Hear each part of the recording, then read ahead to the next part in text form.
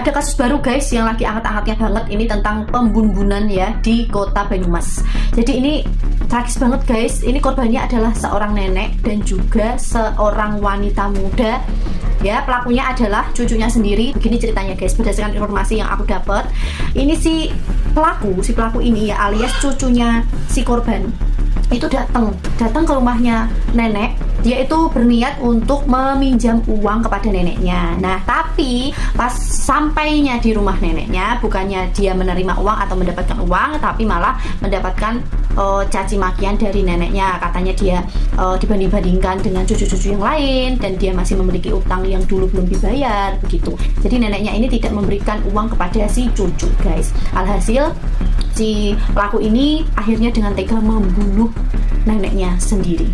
Nah, mirisnya banget guys, si pelaku ini ya ketika mau beraksi ke rumah neneknya ini, dia itu membawa anak dan istrinya yang mana ditinggalkan dulu di salah satu lapangan begitu guys. Jadi pelaku ini ke rumah neneknya sendirian, meninggalkan anak dan istrinya di lapangan gitu.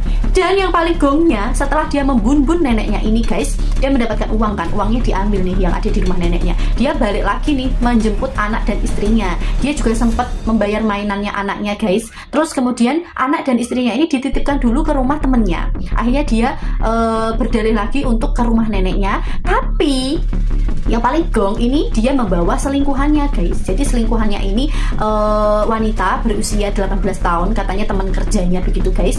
Dia itu diajaklah ke rumah neneknya. Sebelum dia diajak ke rumah neneknya, dia sempat berkeliling dulu guys ke daerah Baturaden begitu. Diajak keliling, terus diajaklah ke rumah neneknya itu ya, dengan dalih si cewek ini akan dikenalkan dengan orang tuanya si pelaku begitu guys. Nah, alhasil pada waktu di rumah neneknya, si wanita ini alias selingkuhannya ini menyadari kok ada sepasang kaki yang tergeletak di bawah, di atas sajadah, dia bilang begitu.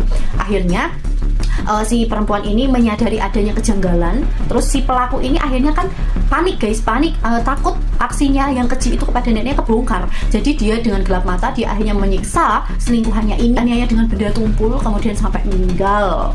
Dan akhirnya dia itu ya dalam waktu sekejap saja dia sudah membunuh 2 orang manusia. Kemudian setelah mereka sudah meninggal, akhirnya dia itu sempat memvideokan korban dan juga memfotokan 2 jenazah tersebut guys. Akhirnya untuk menghilangkan jejak, dia itu membersihkan setiap sudut rumah yang terkena darah. Ngeri banget ya zaman saiki guys. Pokoknya intinya ngono guys, dan akhirnya sekarang udah ketangkep. Aku kok miris banget ya guys, kok iso ngono loh, ya ampun. Semoga teman-teman semuanya yang melihat video ini, kalian dimanapun berada selalu dalam lindungan